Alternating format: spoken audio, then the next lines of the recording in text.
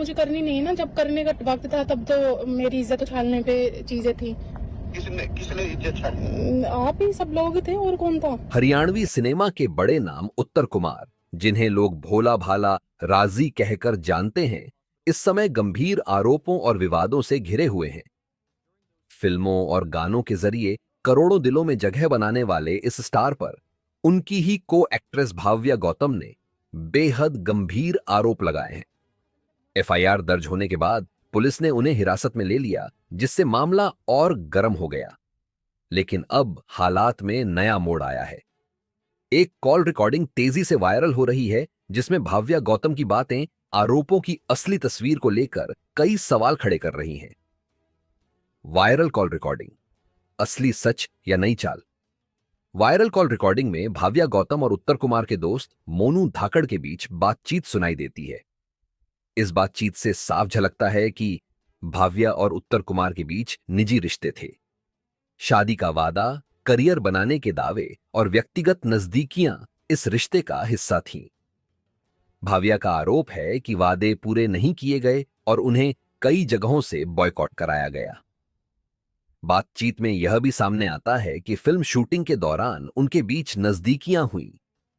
Recording का सबसे बड़ा पहलू यह है कि खुद भाव्या ने स्वीकार किया कि उनके और उत्तर कुमार के बीच व्यक्तिगत संबंध थे, जो अब विवाद का केंद्र बन चुके हैं।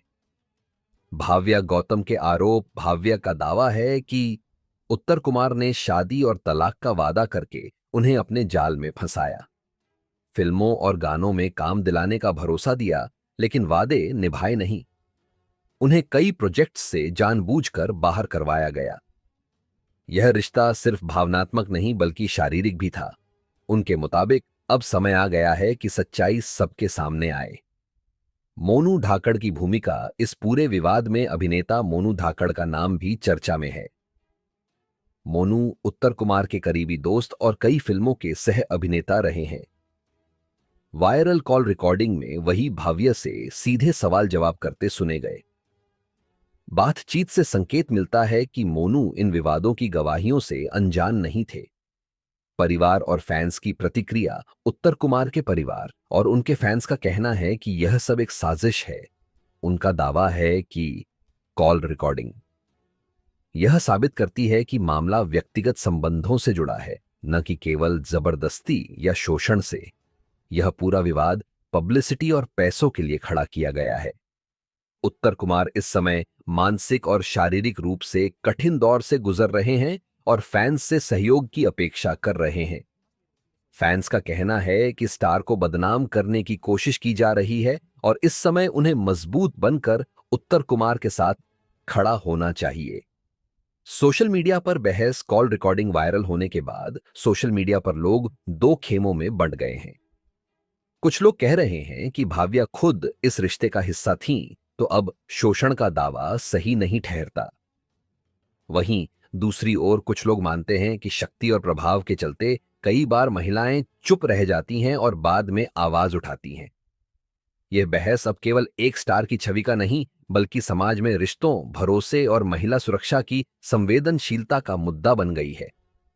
कानूनी पहलू, कानूनी रूप से देखा जाए तो एफआईआर दर्ज हो चुकी है। एससी एसटी एक्ट और दुष्कर्म के मामले में पुलिस जांच कर रही है। कॉल रिकॉर्डिंग अदालत में सबूत के तौर पर रखी जा सकती है, लेकिन उसकी प्रामाणिकता साबित करनी होगी। कानून यह तय करेगा कि आरोप सच हैं या नहीं। बड़ा सवाल, सच कौन बोल रहा है? अब सवाल यही है कि क्या उत्तर कुमार वाकई निर्दोष हैं और उन्हें साजिश के तहत फंसाया गया है, या फिर भाव्या गौतम के आरोप सही हैं और वायरल कॉल सिर्फ रिश्तों की एक परत भर है। दोनों ही पक्ष अपनी अपनी बातों पर अड़े हुए हैं और सच्चाई अदालत में ही सामने आएगी। उम्मीद न्याय से उत्तर कुमार की जिंदगी हमेशा फिल्मी रही है, गांव के छोरे से सुपरस्टार और अब विवादों के कटघरे तक। इस विवाद ने उनकी छवि को गहरी चोट पहुंचाई है, लेकिन उनके समर्थक अभी भी उन्हें निर्दोष मानते हैं।